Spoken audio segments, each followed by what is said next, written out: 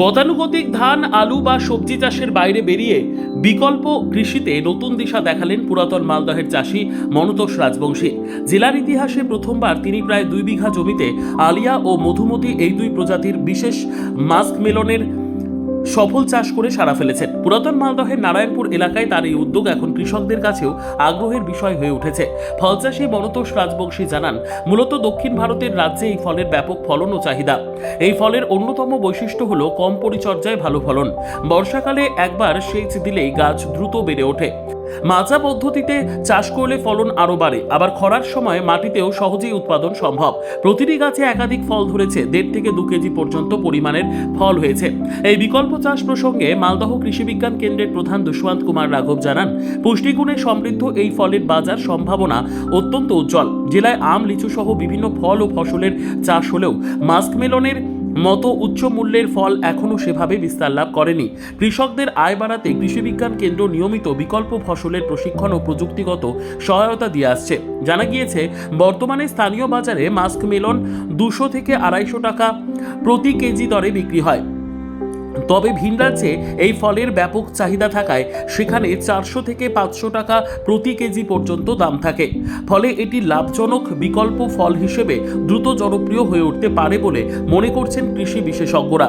তবে মালদহের মাটিতে এই ফল চাষের প্রথম বিকল্প ফল চাষের এমন সফল উদ্যোগ ভবিষ্যতে কৃষকদের আয়ের নতুন সম্ভাবনা তৈরি করতে সহায়ক হবে বলে অভিমত অনেকের। সংবাদটি নিবেদন করছেন স্বস্তিলোক উৎসব ভবন, গঙ্গারামপুর, দক্ষিণ দিনাজপুর।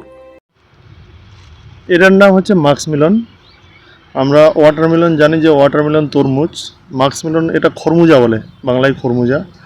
তো এটা আমি প্রথমে বাইরে ঘুরেছি, ব্যাঙ্গালোর, মহারাষ্ট্রে। তো সেখানে এটা প্রচুর পরিমাণে চাষ হয়, সেখানে এটার মানে প্রচুর ডিমান্ড। এটা ফ্রুট, এক ফল হিসেবে পেঁপে, শশা যেরকম কেটে দেয় প্লেটে, সেই হিসেবে এটা খাই। এটা আপাতত 2 বিঘা লাগিয়েছি, দুটো ভ্যারাইটি। এটা হচ্ছে আলিয়া আর আরেকটা হচ্ছে মধুমতি। তো 1 বিঘা করে 2 বিঘা লাগিয়েছি। এটা সময় লাগে 70 থেকে 75 দিন ম্যাচিউরড হতে, লাগানোর পর। সময়টা ভালো চাষ হয়, এটা সারা বছরে চাষ হয়। কারণ দেখেন, এখন তো বর্ষাকালে এটা যদি মাটিতে থাকে তাহলে পচে যাওয়ার চান্স বেশি। ওই জন্য হ্যাঙ্গিং মিলন বলে এটাকে, এই যে এইভাবে ঝুলে থাকে বর্ষার জন্য। আর যদি খরাতে চাষ করি তাহলে সে সময় মানে মাটিতে থাকলেও সেরকম ক্ষতি হয় না। লাভজনক সবসময় দেখতে হবে যে পুজো কোন টাইমে, পুজোর সময় ফলের দাম বেশি হয়। আমি যদি এটা দুর্গাপূজায় উঠাতে পারি তাহলে আরও হয়তো বেশি দাম বাড়বে। কিন্তু এখন মোটামুটি 200 থেকে 250 টাকা কিলো চলছে। সর্বোত্তম সুযোগ সুবিধে রয়েছে আতিথেয়তায়। সুপরিচিত স্বস্তিলোক উৎসব ভবন, অতিথিদের যে কোনো অনুষ্ঠানের জন্য উপযুক্ত ওয়ান স্টপ ডেস্টিনেশন। আমরা আপনার বিশেষ অনুষ্ঠানটিকে অবিস্মরণীয় করে তুলি।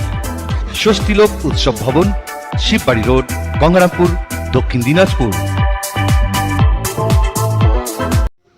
हाँ, गर्मियों के मौसम में लतादार सब्जियां जो किसान भाई लगाते हैं, और जैसे कि इस बार भिंडी के बारे में सुनने को आया था कि भिंडी का रेट कम हो गया, तो किसान भाइयों को मैं सलाह देना चाहूँगा कि जो फसलों का विविधीकरण है उसके ऊपर ध्यान दें। फसलों के विविधीकरण में जैसे कि कुछ नई फसलें लगाएं तो बाज़ार में उसका रेट भी अच्छा मिलेगा और कोई कंपटीशन भी नहीं रहेगा। उसमें से जैसे कि एक नई फसल है हमारे मालदा के लिए खरबूजा, जनरली मार्केट में मिलता है और काफ़ी महंगे रेट पर ये मिलता है मार्केट में, लेकिन हमारे यहाँ अभी इसकी खेती नहीं होती है क्योंकि इसके लिए कम पानी की आवश्यकता होती है और ऊंची ज़मीन की जिसमें पानी का भराव ना हो, और टेम्परेचर 30 से 35 डिग्री के आसपास और थोड़ा सा ह्यूमिडिटी की कम आवश्यकता रहती है। उस स्थिति में बहुत अच्छी फसल देता है। लेकिन हमारे मालदा ज़िले में कुछ एरिया ऐसे हैं जहाँ पानी का भराव कम होता है, ऊंची जगह जहाँ है टाँड़ वाली, तो वहाँ अगर किसान बंधु इस जो खरबूजा मस्क मेलन है इसकी अगर खेती करेगा तो इस सीज़न में भिंडी और सरसों के अलावा बहुत अच्छा उत्पादन ले सकता है और बहुत लाभ भी कमा सकता है। ब्यूरो रिपोर्ट, उत्तर बांग्ला संबाद।